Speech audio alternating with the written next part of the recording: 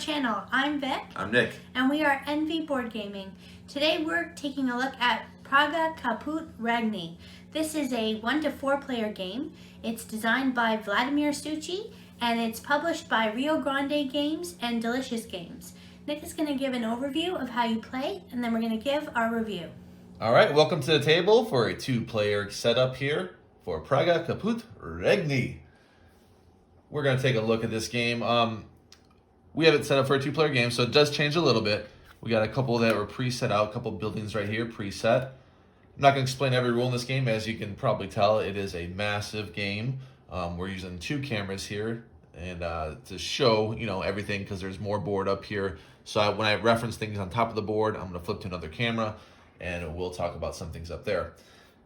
I want to give you the basic rundown of what actions you can do in this game to give you a feel of what you're doing on your turn. So to do that, I'm actually going to show you our little board here. This actually has every action in the game itself. So there are a few similarities in these actions. So if I were to explain these two first, this is building a building, this is building a wall, and we're going to take a look at that, and this is building an upgrade. And that has to do with these hexes out here. When you build an upgrade, for instance, you're going to overlap and make your actions better. So if I were to take any of these, let's say I take this one, it has no cost. All it is an action. So when I do this action, I put it over here just to cover up one of these. So now every time I do an upgrade, it has improved it. I could now spend a coin to get a window, a white or silver window. I also have an immediate action that has to do with our player board. It'll be explained later. And I have an adjacency, which will also be explained later. This white window I could potentially get later if I were to connect to it. So that is what an upgrade does. Here we can get walls. These have costs on them. So if I were to zoom in on that, you're going to pay 2 stone to do that. You'll immediately get 2 victory points and potentially be able to get an adjacency for that corner. You can see that gives you something right there. And lastly, on the hexes, we have building a building. Let's do an easy one here. This one's easy enough. Cost down here, 1 coin, 1 stone, and you'll have an adjacency bonus perhaps up here. You're going to get victory points for the number of hexes adjacent to you in the plaza or just in the plaza with you, including this tile itself, and 2 jumps up on this St. Charles track. That is on your board as well. The difference between the buildings and the walls is that the buildings are on this main board. So I can go put this on a main board adjacent to these plazas out here that are variable setup. And there's a pre-printed cost and victory points as well when you put things down on these. So if I were to put this here, I would have to pay an additional $1, but I would get 3 victory points just for that placement. I could put this here and get exactly what I said. There is no marker to claim that it's yours. Some of them do have a marker like this one. You can see there's actually a spot for one of your cubes of your color to show the ownership, and that gives you a stake in this right here. At the end of the game, whoever has the most, or even if it's totally enclosed, a plaza, the person with the most of their markers is going to get both of these bonuses, while somebody that has a marker but it doesn't have the majority would just be able to get one of those bonuses, the bottom one, I believe. So that's building a building, whereas building a wall is all against, it'll all come out adjacent to things on the board. So think of upgrades as going on your board and walls going adjacent to this board. This is your personal board, and you're going to go ahead and build walls around that as opposed to on it. So how are you doing these actions? Let's put that, what are we missing? Missing this one I just put, okay. You're doing these actions over here. So you get to pick one of these. I'll flip to that camera. And when you pick one of these, and these all represent the ones I've just talked about, so half of them you already see pictured. I haven't explained the other half, but they are simple.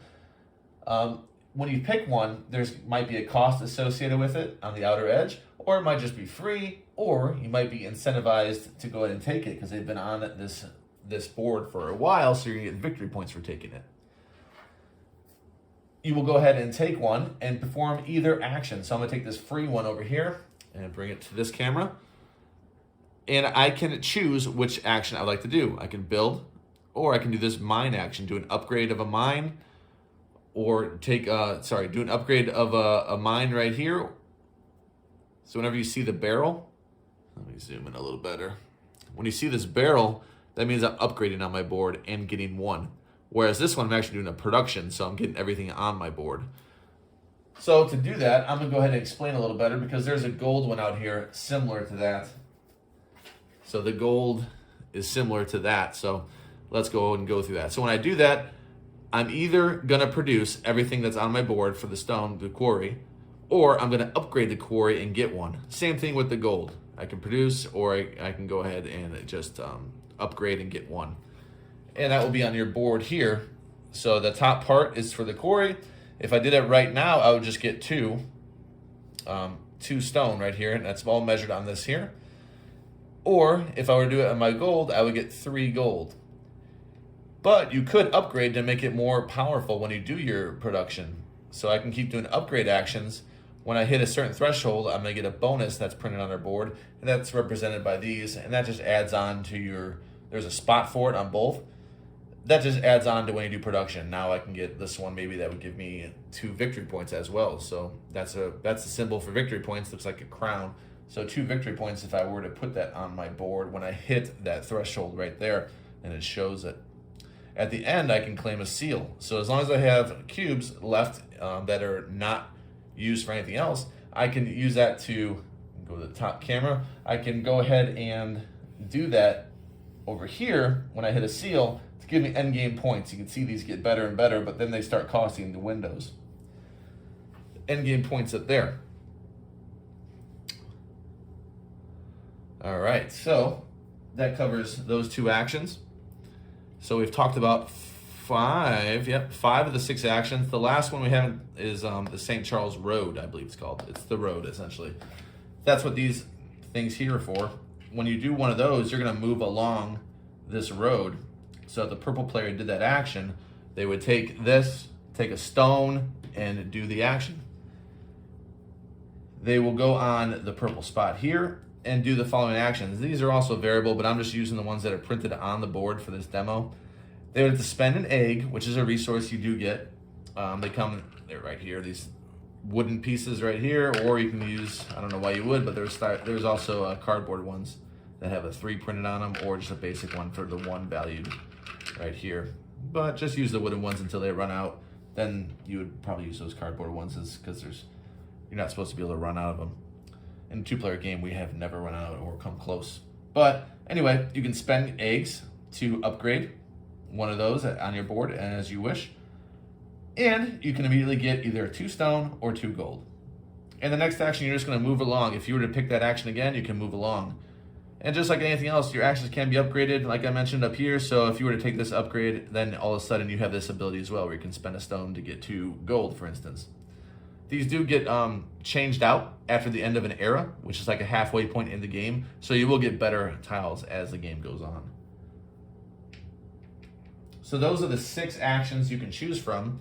Also note on your board, you'll see it printed that you can exchange windows for other things. So for instance, you can get an additional action that doesn't require actually picking off of that board up top, but you can just go ahead and pick what action you would like. If you spend 1 gold and 1 white/silver, or 2 gold, and boom, you just take another action. If you spend 2 whites, I'll talk about that now. So let's go back to the top camera. You can move on this board. If you spend 2 of these white windows, you can move your cube, up 1 level.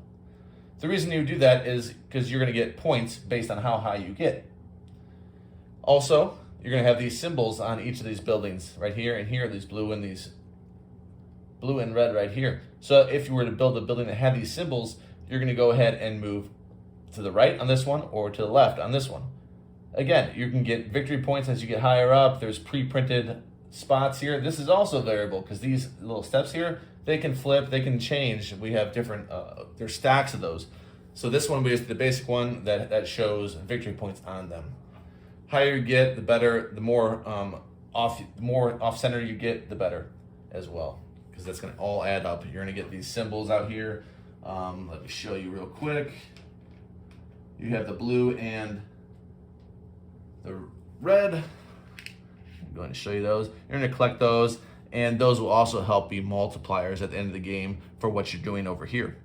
Like I said, I don't want to spend a whole ton of time explaining every rule in this game, just to give you a little feel. Also, when you're done with this road, you're going to go over here in this bridge, and you'll be able to draft like when you get here.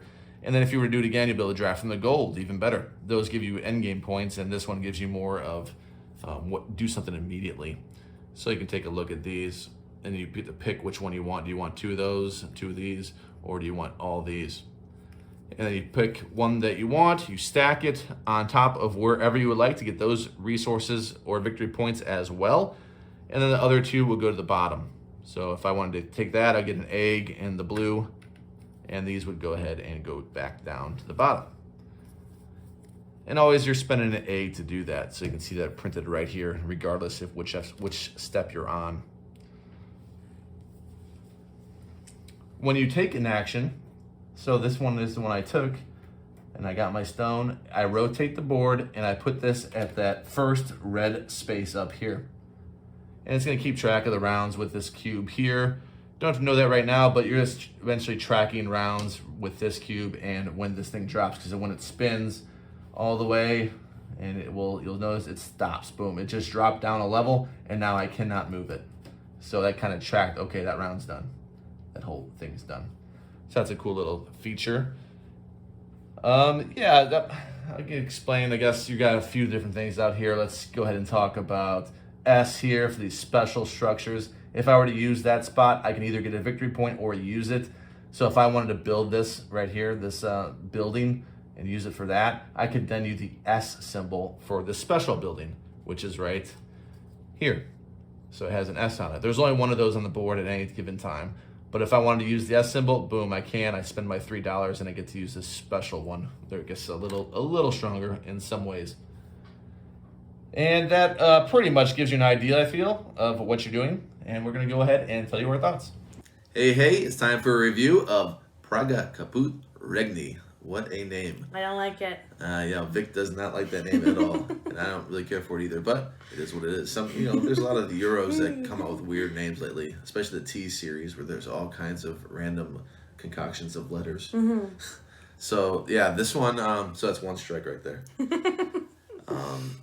This game, let's go over the pros. I like the actions are good. So the best thing about this game, I'll say the best thing about this game is I feel like you can win this in so many different fashions. Yeah. This, more than most other games, you're going to be able to win this in a lot of different ways. You're going to see it the more you play it. The first time I played this game, I did not care for it very much. So just keep that in mind. Get that one play in, knowing that maybe it won't click right away. It's not that it's super heavy. There's something about it that basically you just have a few of these 6 actions you can pick from, and it just doesn't click right at first. It didn't click right. Something was missing. And it's not until later than when you realize, after a few more plays, when you start realizing, okay, I can win by doing this and this. Not just, it just seems like a mess at first. It just seems like a mess. Yeah. It doesn't seem like things are gelling correctly. And it takes you a little while to warm up to. So that's a pro and a con, that the game does improve, at least. I'm not going to say my score yet, but does improve. The board is a mess. The board is just a mess. There's too much art in this board. It's too much going on for what this game really, what you're actually doing in this game. The art is, it's fine. The art's fine. It's just cluttered. It's just a cluttered mess. I don't like it. The board's too long. It's just a massive board, so you want, and most of your actions are all the way across the table when you want to take this. I really stretched out with my raptor arms. Yeah, so maybe this board should have been split in 2 or something, maybe modular, something that I don't have to reach across. What is this? This is like 3 feet long. Is it? Is it maybe even more than 3? It's more than half my body, yeah. So. Wow. So all my actions are up top of the board. So I could sit over here, but then if I want to do anything out here, you can't obviously even see what's down there. Yeah, and it's just so much clutter down here. And so many times I thought I was knocking things over. Yeah, if your VPs are down there too. Yeah, I was like very careful not to move something or Yeah. Mm-hmm. The variability, great. The boards, great. It has recessed boards. It has a clever way of doing that where you fold it over and there's a board underneath it. So now there's Yeah. 2 layers so the cubes aren't bouncing all around. That was a criticism of their other game, Delicious Games, Underwater Cities. If you didn't get the expansion, you didn't have any resource boards, and you have a thin board, and nothing's recessed, so everything's flopping all over. You have buildings stacked on top of each other, which I love Underwater Cities. I don't know of any other games besides Underwater Cities that Delicious Games has come out with, but Underwater Cities is one of my favorite games of all time. It might even be in my top 10. I'm not sure. I haven't made a top 10 list in a while. So this one is not on that level. It's not that high. Underwater Cities that's way up here for me. This one has those negatives I talk about, and it does grow on you though. It definitely hang with it. Okay, I'm gonna say that if you play this game, you might not like it at first. So taking all that into account, my score of the game is a very positive one. It's 8.5. I really do want to play this game a lot. I feel like I want to play it right now. Yeah. Just looking at it. It's a game that grew me. When I first played it, it was a 7 flat at best. And I had it in my head, this game's like a 7. It's not that good. Played it again. Okay, it's like a 7.9 and it's 7 or 8.1, right in that range. Played it again, 8.5. Now I'm like, wow, this game is really getting good. I think it's reached its peak though. It's an 8.5. I'm pretty solid on that. I understand everything that's going on now, and I feel like it's an 8.5. Yeah, I only recently understood the cathedral and whatever they want to call these, the blue hunger. building. Yeah, the hunger and the cathedral. Yep. Yeah, it took me till like there were 3 turns left of my the last time we played it to finally, oh, okay. And I mean, it's written out on the board, and I really like things being written out. The symbology is good. The things carry you through pretty quick. Like, you don't have to wonder, do I pay the egg, or is it just VPs based on the egg or something, for instance? It says very clearly, minus this equals that. Okay, so there's no, like, ambiguity where you go, I don't understand. Oh, and the little egg pieces are so cute. At first, I had these boring cardboard tokens, and then I looked over, and Nick had these ball and eggs. I had these things. She gets those. I get the nice wooden eggs that are all What over. the heck, Nick? Yep. These are actually real nice. Yeah, I like the little wooden eggs. I like the texture of them. Oh, it's in your hoodie. I like the recessed board. I enjoy the fact that these wheels, the way it moves, it stops. You're distracting me. It's in my hoodie. It was on the left, and now it's probably in your pants. There it goes. Yeah. But anyway, the way that the board moves where the cube drops, wow, and then it stops you. Oh, you can't move anymore. Cool. Yeah. Now you can't mess up, because I don't want to speak for Nick, but tracking rounds, I've never been the one responsible for that. And I don't do a very good job keeping track of, we were playing Trajan, and when we were first playing it again for a while, a bit of a hiatus, we kept forgetting, I'm going to be honest, I don't want to speak for him, but I kept forgetting to move the round tracker by how many pieces I moved. So it's frustrating that way that you can't, and also on your own individual boards, it stops you and it goes, hey, you just unlock this thing because you can't move the thing past the cube. So that's clever. I like that. I enjoy, like Nick said, all the different ways you can win. We tried different strategies. Nick was building a wall. I was doing a lot of resource stuff and red seals. I like to go for the red seals often and try to keep that.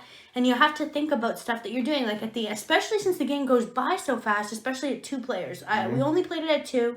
Didn't get a chance yet to play with more than 2, but I feel like I'm asking him, I go, is it really, like, are we almost done here? Yeah. And I go, what? I need one more turn. Just one more, 2 more. 16 actions total, know that going into it. I don't like the tracking for the 2-player game because it's not as intuitive as other players, where now your halfway point is totally different from a 3 to 4-player game. Yeah, it threw us off a little. It threw us off because we had to lap the halfway point kind of and come back to it again. Then it's a halfway point.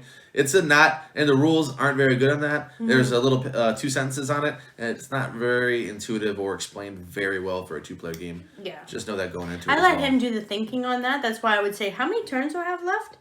Because I didn't know how many. But anyway, the game goes by really fast. I found that we played it multiple times today in a breeze, and it was not too difficult. And like I said, I mean, the things are really straightforward. So my score for this game is close to Nick's. I gave it an 8.1. I enjoy the game. I won a couple times. So that's always a nice thing. And we did completely different things, as I mentioned. So it wasn't us having to do the same stuff together and fighting each other even for pieces. I felt like, I mean, the one thing is this one, the way that this thing spins around. I don't It's like an action selection board. Action selection board. You know that when they start hitting the VPs, that person's going to take it. So you almost wonder, do I want to concede that to them and let them have that action and get VPs for it? Or am I just going to try to grab it early from them? So there is a bit of conflict with people, opponents, but I don't know, it wasn't devastating. I mean, there's so many things that come out that are good that you want to add and different things you want to do. So give it a try. We like it. I like it. I would consider getting it. If you don't like the busyness of the board, though, and that's something that really is going to detract from the game for you, then I don't see how that could improve other than what Nick said. Like, why couldn't this little square just be cut? I thought of that, too, while we were playing. Why can't this rondelle just be off right here, you know, like a little bit down on the table so my little arms could get it? Because often I was stretching so far.